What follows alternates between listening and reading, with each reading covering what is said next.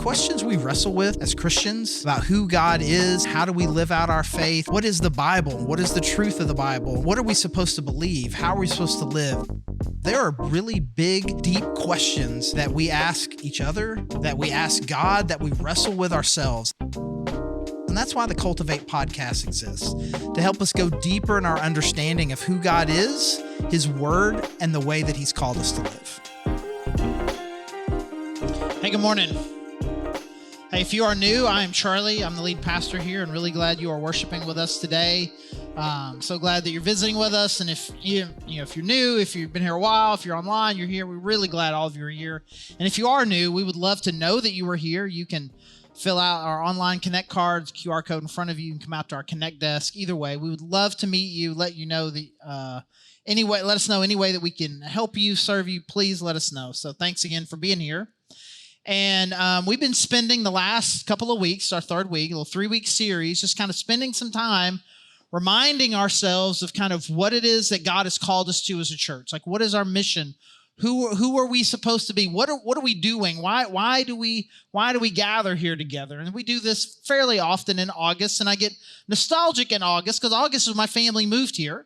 We moved here in August of 2010, so 14 years ago was when our family moved here. And a lot can happen in 14 years. We moved here with a 12-year-old and a 9-year-old. We now have a 26-year-old, a 23-year-old, and a different 12-year-old, right? So we've come a long way as a family, and we've come a long way as a church. And I still remember that very first Sunday. It was the church had been struggling. I mean, it was just kind of going through a difficult time, and our desire was to kind of come in, just kind of bring fresh energy, a fresh vision for what it is that God had called us to do. And during our interview with the elders and the staff, and learned about the Grove, just learned a lot about it. One of the things we learned was that Grove people called themselves Grovers, which obviously, makes sense, right? Grovers, makes sense. And so my wife had this idea. For the very first Sunday, she was going to buy me a Super Grover t-shirt. And it would be funny. It would be funny. So here it is. This is not just a Super Grover t-shirt. It is the Super Grover t-shirt. And I guess at what point does it become a vintage shirt? It is a 14-year-old shirt. And we moved the last couple of weeks. And when you're moving stuff, you kind of find nostalgic shirts. And so, I found this. And so it was a great idea. So I put this on that very first Sunday in August. I preached wearing the shirt.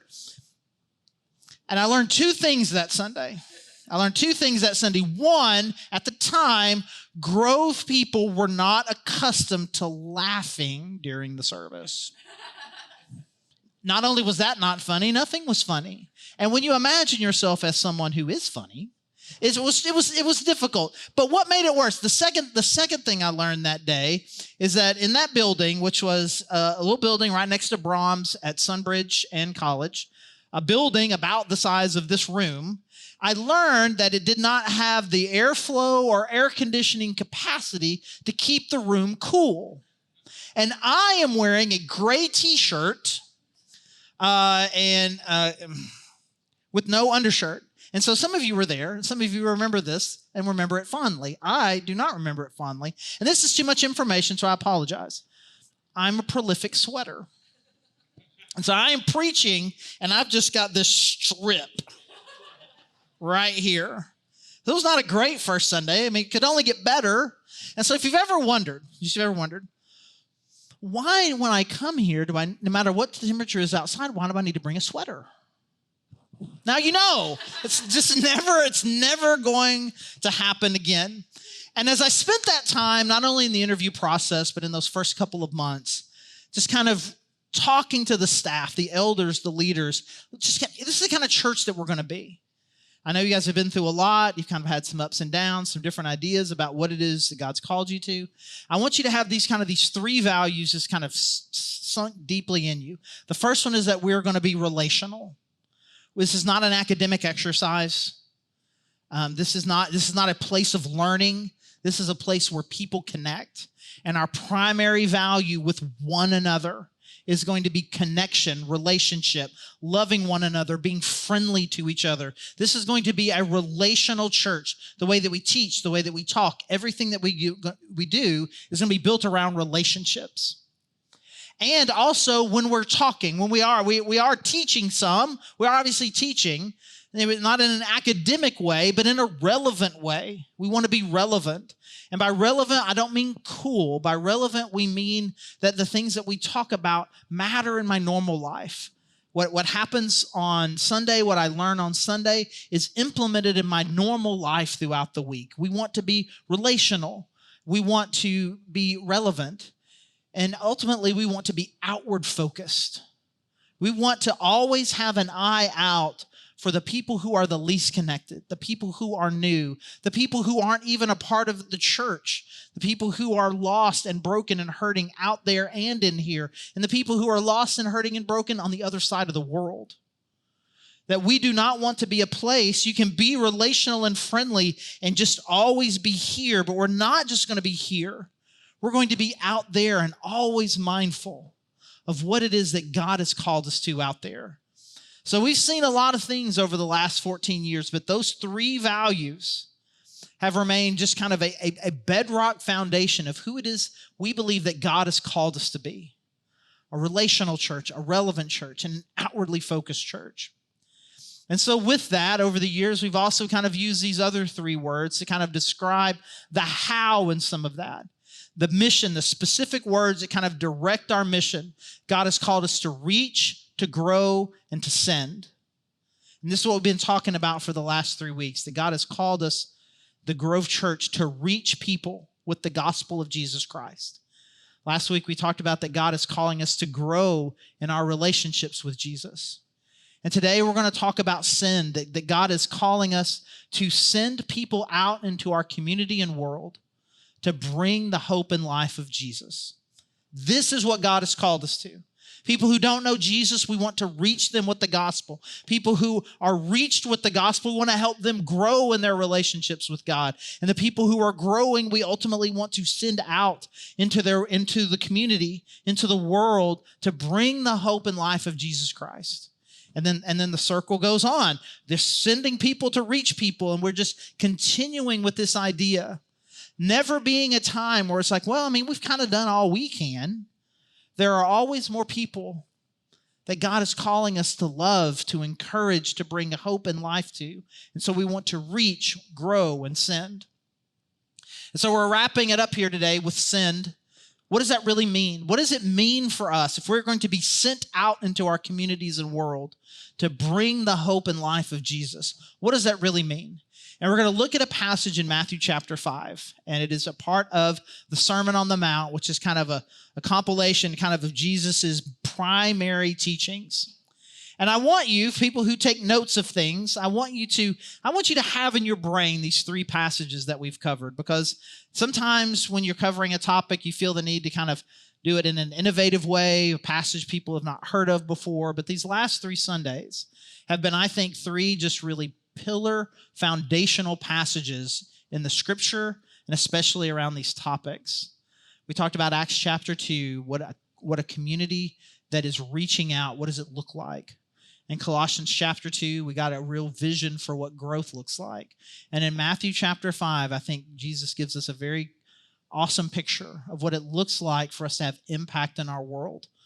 Acts 2, Colossians 2, Matthew chapter 5. You just kind of keep those. I just encourage you to kind of at least keep those references somewhere in your mind as far as really being foundational passages to help us understand not only what God has called us to as a church, but really kind of a sense of mission and purpose for our own individual lives.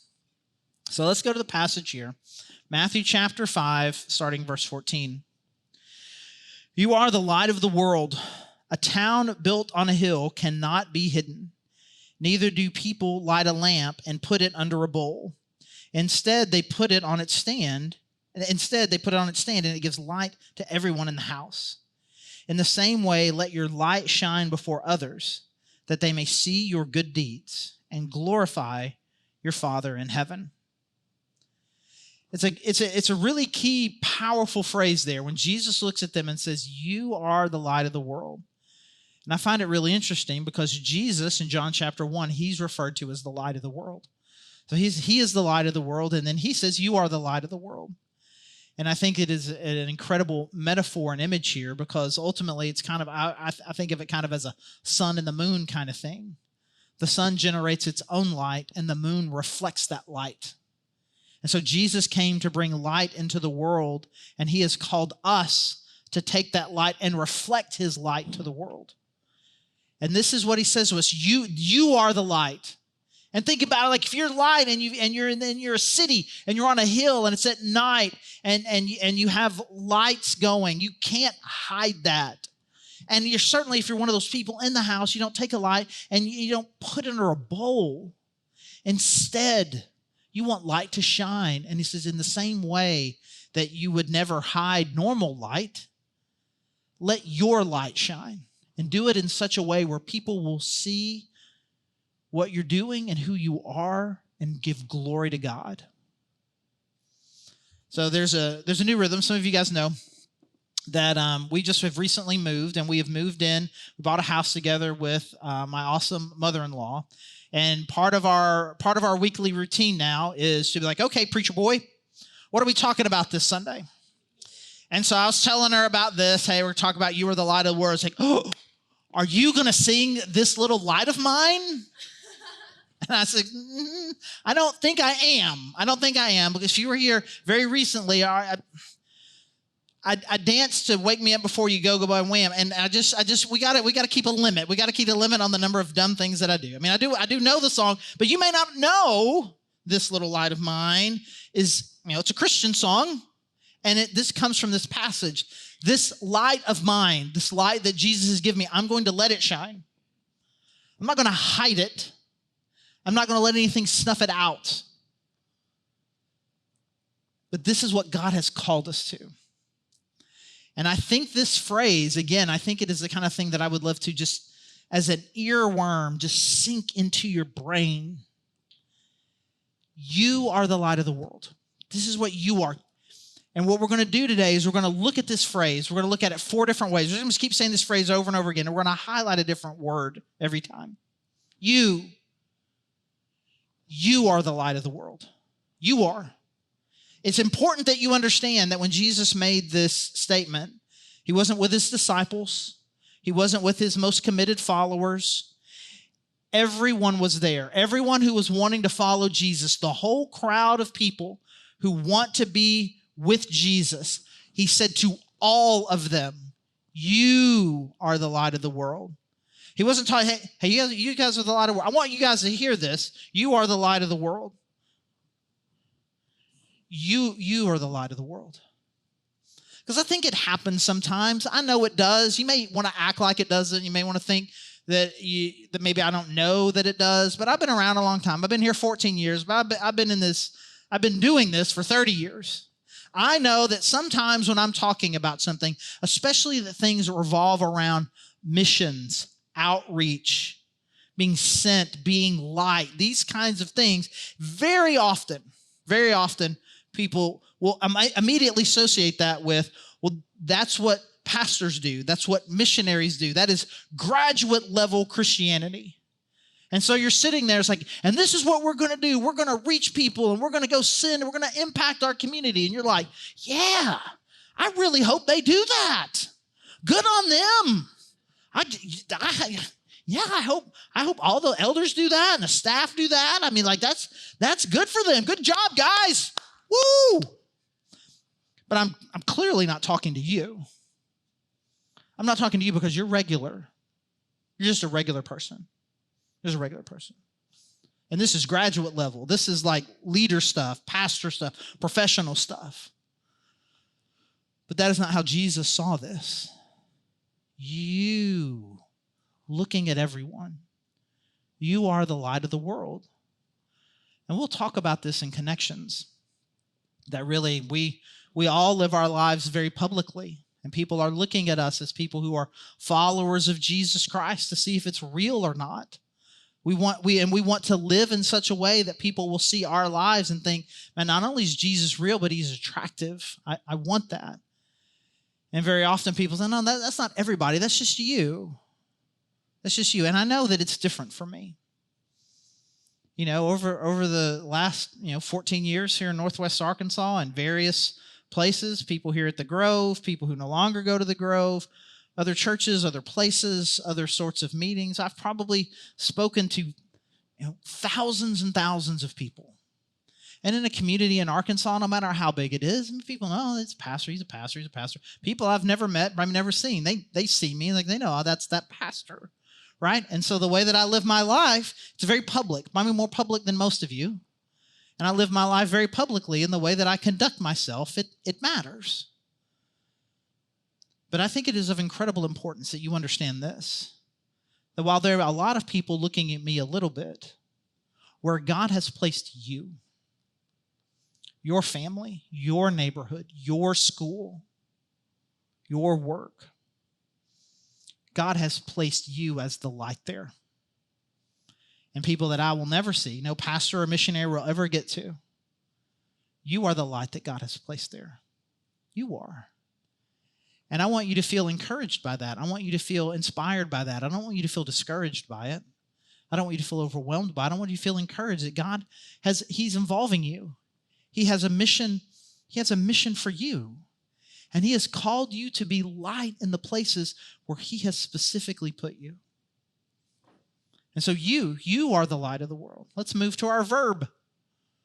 You are the light of the world. That is a present tense verb, and it is a statement of being. It is not you do light. It is not you will become light. You can be light. There's no if to it. If you this, then you will be. There's no can, there's no condition, there's no future. This is who you are. This is your state. Now, you may evaluate yourself and you may not feel great about the amount or quality of light that you are currently bringing to the dark places where God places you from time to time. And again, I don't want you to feel discouraged by that, but I do want you to be aware. This is not something that once you kind of get to a certain place in your walk, a certain way of your maturity, now people are going to look at you as someone who brings the light of Jesus to places. This is a present tense reality. As we are people who are trying to understand what it means to follow Jesus, and some of us are really doing that, and some of us are more committed, it doesn't really matter. Wherever you are bringing whatever light you have, you're bringing it right now. And I think it is of incredible importance for you to understand that. And some of you may want to make a joke. Well, if I'm the light, man, we're going to be in dark for a long time. Okay, and you just think, like, you want to talk yourself down. You may want to feel bad about kind of who you are or where you are right now. And I want to talk you up. Because even the small measure of light that you can bring right now is going to matter to someone. And I want you to take it as a challenge that I need to live my life. I do live somewhat of a public life with my family at a minimum. In my neighborhood, I live a public life. And I want to take this challenge that I want to live my life in such a way where people will find how cool God is. Because you're His representative. We collectively are His representatives. You specifically, current, present tense, you are the light of the world. What does that mean, though? You can say it over and over again, and we can hint all around at this little Light of Mine song, and we can think that we understand. But what does it mean? What does it mean? So let's get to the heart. You are the light. You are the light of the world. What does that mean? I think a lot of the metaphor is pretty clear. I think Jesus is implying that the world, at least in places, is a dark place. There are dark places in this world. There are dark places, and dark is a metaphor for hopelessness, a metaphor for fear, a metaphor for being lost. I don't know where I am. I don't know where to go. I'm scared. I can't see. And you bring light. And when you bring light, you bring hope and you bring joy. So again, we moved a couple of weeks ago. And almost immediately after that, we had some people come in to do just a little bit of remodeling to kind of create just a more ideal space for Sharon, my mother-in-law. And so almost immediately started doing all this work. And a couple of things have happened over the last few days that have been problematic. One is they were downstairs in the basement, and they were kind of checking different breakers, figure out what they want to turn off. And at one point, they turned off the plug in which my wife's kind of internet repeater there was, so she could have Wi-Fi, so she could work at home. They turned that off, so all of a sudden her internet goes down. And when your life is connected to when your job is connected to the computer, and you need the internet to do it, and you have to be connected to your, it was a big deal. It was a big deal. And so I need you to fix it. I need to figure out. And so I can't figure out. I can't figure out why. I can't figure out what's going on. All of a sudden, this thing's just not working. And it took me a while to figure that out. But once I did, internet was back on. Everything's good. And then, like the very next day, or maybe 2 days later, I'm downstairs, and I don't have my phone on. And I have to confess, I also took my Apple Watch off, so I'm missing notifications. And apparently I missed 3 calls and a text from my wife. But what startled me was what I'm hearing from the 12-year-old, Layla. Internet's down, emergency, emergency. And I'm like, what is the nonsense? What is going on here? And finally I'm able to hear what she's saying, and like, the internet's down. And then I'm like, oh, and then I look at my phone, and I'm like, oh, okay. And so there's frustration. There's brokenness. And when you are the one that can bring the internet back, and what happened this time was, unfortunately, the router is plugged into the rooms where they're doing the remodeling. It was the most convenient place for that saw in that moment, I guess. Just whoop. And so, anyways, and then you get, thank you. Like this, thank you for being the one that can bring this. How much more places that don't have literal light, that are living in darkness and can have electricity for the first time, or some ability to light their homes at night. When people can do that and serve underserved communities around the world, that is a huge thing. How much more when someone is living in a spiritual darkness, of fear, isolation, confusion, lost. They don't know who they are. They don't know who they're supposed to be. They don't know who God is. They don't have hope in this life. They certainly do not have hope in the next life. And you can come to them. And the way that you live shows them the beauty and awesomeness of God. And you can bring light to dark places. There's a ministry that's always really been on my heart for a long time, as long as it's existed, really, that I think exemplifies bringing light to dark places more than any. And it is a ministry called The Call, which is Children of Arkansas Loved for a Lifetime. It is a group that is designed to help Christians become foster parents, to get more involved in that. And I was in fellowship at Little Rock on staff there when this first got started almost 20 years ago. And we were there, and it was just in Pulaski County, the county in Little Rock, and our church was in Lonoke County. Our campus of fellowship was there. And we spent years of just begging them, let us do this too. We have this same vision. We can unite these churches and get churches connected with one another and with this idea, and get more people, get Christians involved in foster care. And we were able to do that, and was involved with the launch of that. And then by one of those God coincidences, when we moved here 14 years ago, it was the very week that The Call was coming to Northwest Arkansas, and I had the ability to speak at their launch banquet and meet the new leaders up here, and it was just a great privilege. And many of you know this is actually part of our story too. We were foster parents for a season, and during that time of being foster parents, God brought a precious little baby girl into our lives that a year later we're able to make a part of our forever family, and she has been an incredible joy to us for the entire almost 13 years that she's been a part of our life. But you want to talk about a place that can bring light to dark places. The DHS workers that work for the state, they see firsthand some of the worst that this world has to offer. And these kids are experiencing some of that. And even some of these families that are losing their kids, I mean, they're not villains. But a lot of times they're people who just don't know. They don't know how to be a healthy family. And when God's people step into those places, you give a little bit of hope to that worker to keep going. you bring life to that kid, and you bring a model of light and life to that family. And all sorts of opportunities to bring light and life to people come there. And we have the privilege today of Brandy, who is a part of the call, one of the leaders there. She has a table set out in the lobby. If you would like more information about that, I'll say it differently. When the service is over, go out there and meet her and learn more about what she's doing. And I would just encourage you to take that step. It's not a small step. It's a big step, but it's a powerful one. But there are lots of things like that we can do. Our community care does this all the time.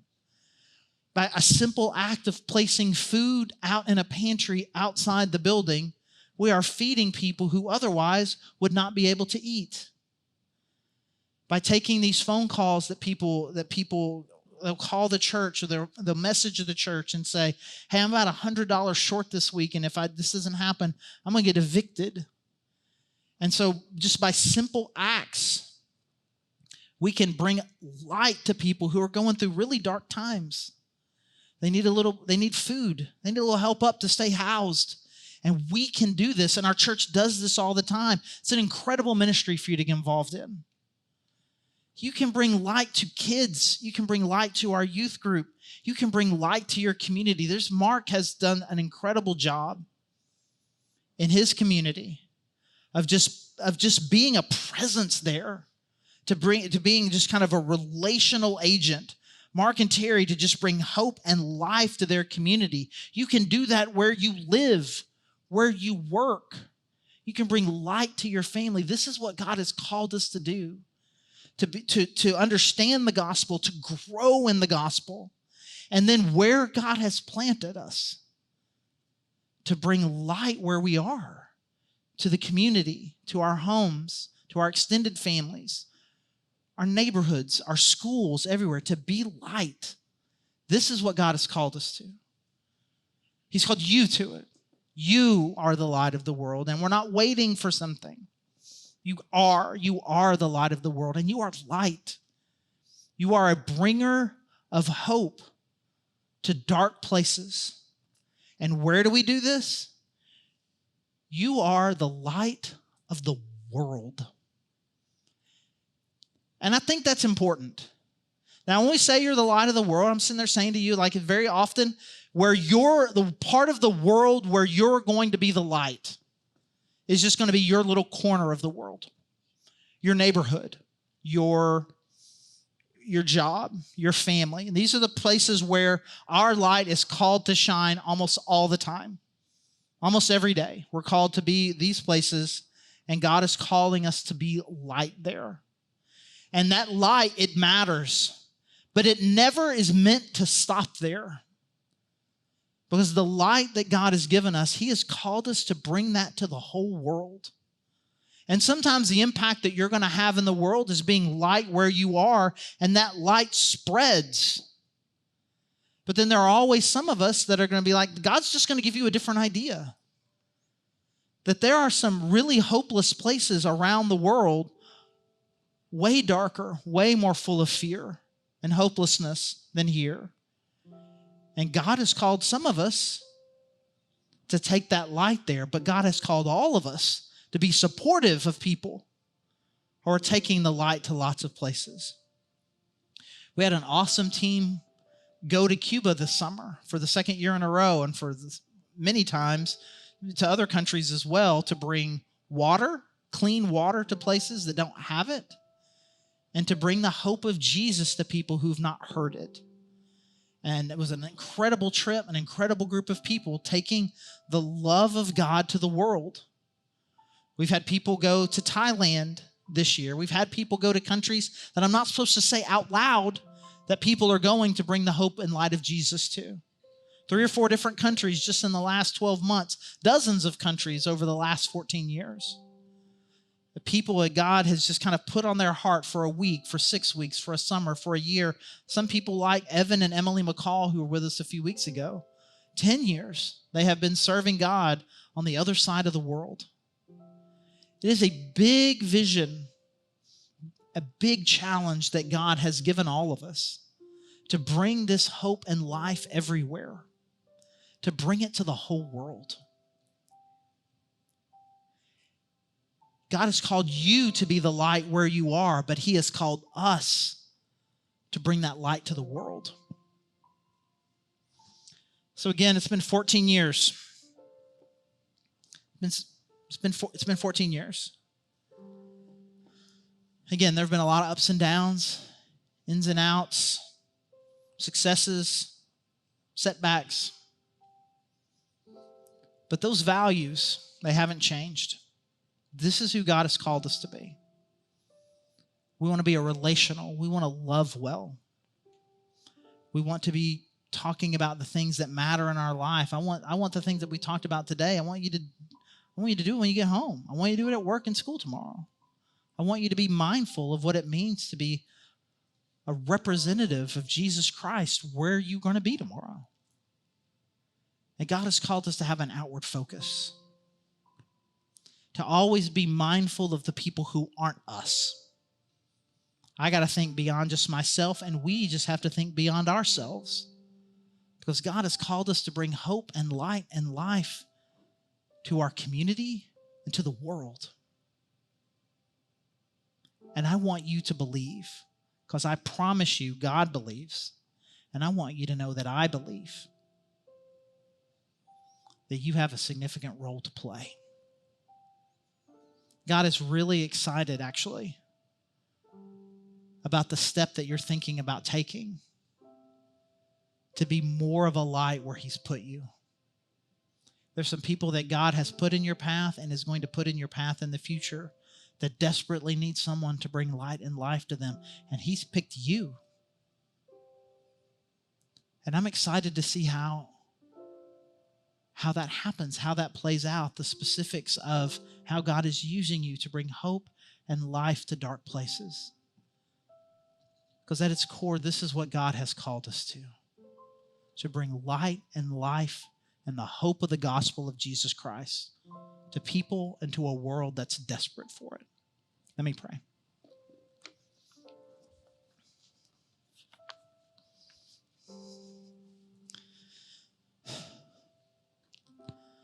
God, I pray that we would move from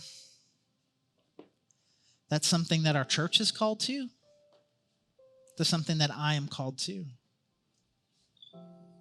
And that where I go and who I am and how I live and what I say and what I do, I would live in a way that brings the light and life of your Son, Jesus Christ,